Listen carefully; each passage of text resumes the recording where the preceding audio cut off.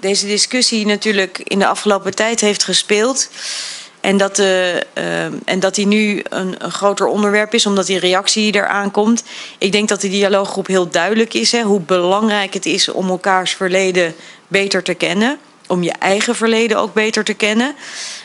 Aan beide kanten van de oceaan.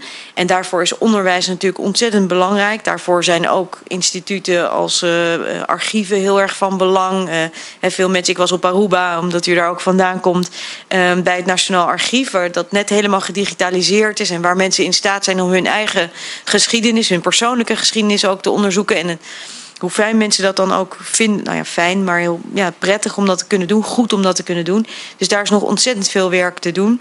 Dus ik denk dat dat thema onderwijs, educatie, inzicht hebben, dat onderwerpen zijn die ook echt in de komende tijd veel aandacht zullen vergen. Want we zijn pas aan het begin van een, neem ik aan, toch lange weg. Dat er onderzoek komt naar de staat van het onderwijs. En dat onderzoek is bijna afgerond voor de 3 landen.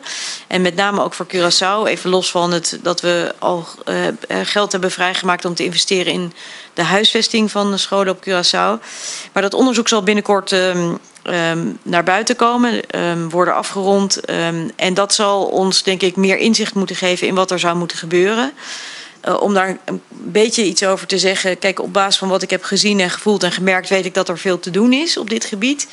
En voor mij is onderwijs een van de belangrijkste dingen om in te investeren gezamenlijk. En zonder goede scholing komt uiteindelijk niemand verder.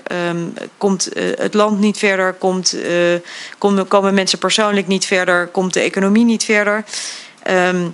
Dus ik denk dat we daar ook in de komende tijd echt serieus werk te doen hebben. Maar nogmaals, het onderzoek wat we daar aan het doen zijn, daar hopen we binnenkort meer over te kunnen vertellen.